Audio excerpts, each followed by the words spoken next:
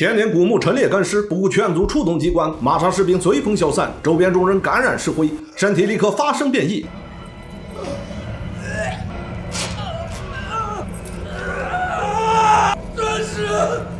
眨眼之间成为僵尸，黑驴蹄子塞进嘴里，总算制服这个大粽子。男人正是摸金校尉王凯旋。故事还得从20年前说起，那时胡八一和王凯旋到内蒙下乡插队，他们俩同时喜欢上了姑娘丁思甜。这天晚上，他们的汽车突然抛锚，接着众人在这片草原上发现了一堆奇怪石像，当地的牧民传说这些是守卫冥界的士兵。这什么情况？说话呀！这地界是有点邪性。但那时正流行破四旧，这些知识青年的思想非常激进，认为这些石像是封建迷信的代表，必须要破除。石像被他们一一放倒，但危险也随之袭来。怎么了？有情况！一股股飞虫从地底冲了出来，它们如饥似渴，吸血食髓，恐怖异常。众人吓得慌忙逃窜，最终躲进一个小山洞中，才逃过一劫。接着他们发现这个山洞中竟还别有洞天，原来这里是日军当年建造的地下工事。当电灯被打开后，他们眼前出现了惊人一幕，地上竟陈列着一具具日军干尸，还有一堆诡异石像。本来大家都准备走了，但总有头铁不怕死的猪队友。我们是唯物主义者，彻底的唯物主义者是无所畏惧的。彻底的唯物主义者是无所畏惧的。这时，丁思甜在一个石像上发现了一个彼岸花的图案。传说彼岸花只开在生死交界，有接引亡灵和连通生死的神奇功能。看到心上人这么喜欢彼岸花，老王拍着胸脯说，就算这花开在阴曹地府，也要给它采回来。喜欢胡八一的丁思甜开心极了。接着他们又发现了更多的石像，众人继续嚷嚷着要砸了他们。就在这时，上空突然闪现一阵诡异光芒，一阵红光闪过，等他们再次睁开眼时，眼前这些干尸竟然复活。几个知青瞬间毙命，好在胡八一跟老王身手了得，暂时无碍。但这时引爆器被触发，工事中的炸弹纷纷开始爆炸。胡八一三人拼命逃走，他们成功启动了升降机，可突然升降机的木板断裂，一块木头卡住传动带。丁思甜为救他们，选择牺牲自己，最终只有胡八一跟老王活了下来。几年后，胡八一、王凯旋、雪莉杨三人正式组成摸金小队。摸金盗墓规矩森严，地宫东南必点蜡烛，若蜡烛熄灭，必须财物放回退出墓穴，否则必有灾祸发生。胡八一打开棺材后，蜡烛立即熄灭。记名的面部摸金，趁手。可老王却不甘心空手而归，最终胡八一还是下手，只是掀开里面女人的面纱后，女人就变成了丁思甜模样，一切仿佛又回到了草原那晚。胡八一只能再次眼睁睁地看着丁思甜牺牲。虽然最后他们都活了下来，但这事却成了老胡心中梦魇。金盆洗手后，他们在美国街头摆起了地摊，只是没有户口的两人经常被移民局的人追得满街跑。老王一气之下想要重出江湖，可胡八一却是铁了心不再复出。通过老搭档大金牙的介绍，一个叫环球矿业集团的公司找到了老王，花重金请他去找一座辽代古墓。可摸金校尉何德生分则死，老王本来并不打算答应他们，直到在他们的材料上再次见到了彼岸花。他走之前将彼岸花的事告诉了胡八一。胡八一知道老王心里一直都忘不掉丁思甜，更没有忘记当初对丁思甜的承诺，所以这次就算死，老王也要去。就这样，老王再次来到了这片草原，而这个双重意思的女人就是环球矿业的老板红姐。接着老王开始寻找墓穴入口，只是这分金定穴一向是胡八一负责，老王连续炸了9个坑都没有找到墓穴。突然他想起了20年前那晚看到的景象，循着记忆总算找到了这座千年大墓所在。不过没想到红姐居然也要冒险进入墓穴，她的身上似乎藏着什么不可告人的秘密。很快墓穴大门被炸开，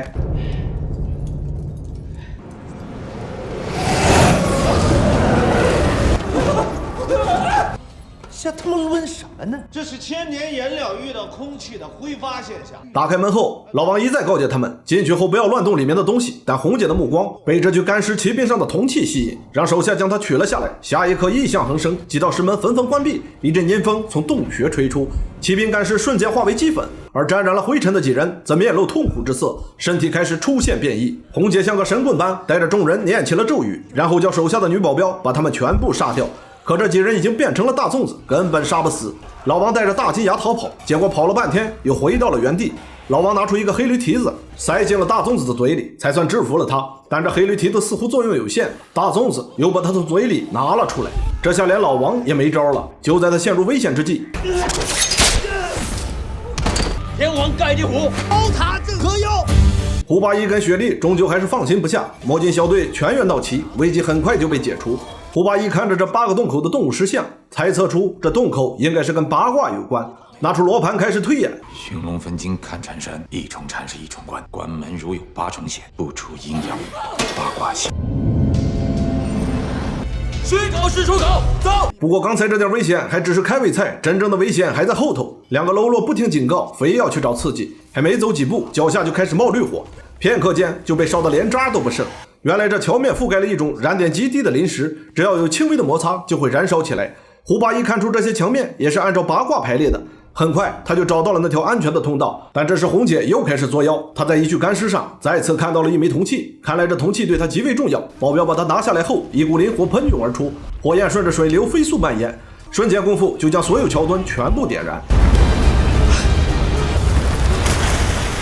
第四天家人个人顾个人吧。而此时的胡八一4人则迅速来到了一个安全的洞穴，但因为缺流问题，老王跟胡八一起了争执。因为胡八一进来就是为了救老王出去，老王却坚持要继续寻找彼岸花，这是他对丁思甜的承诺。毕竟当初丁思甜是为了救他们而死，他的心里一直都放不下这件事。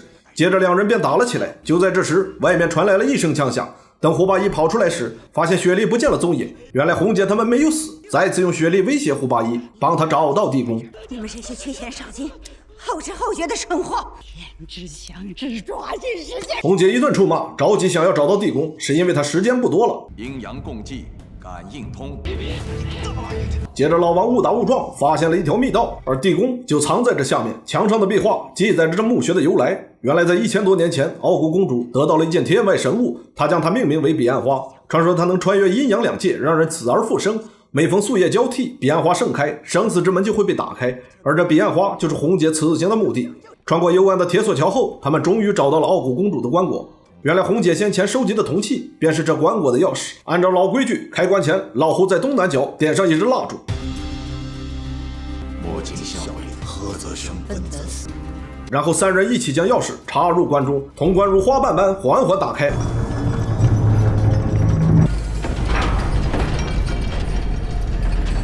傲骨公主手中的圆盘便是彼岸花，但突然蜡烛变成了绿色，紧接着机关启动，老胡几人全都掉下深渊。好在有惊无险。就在这时，他们发现原来20年前的那个日军攻势竟然就在这墓穴下方。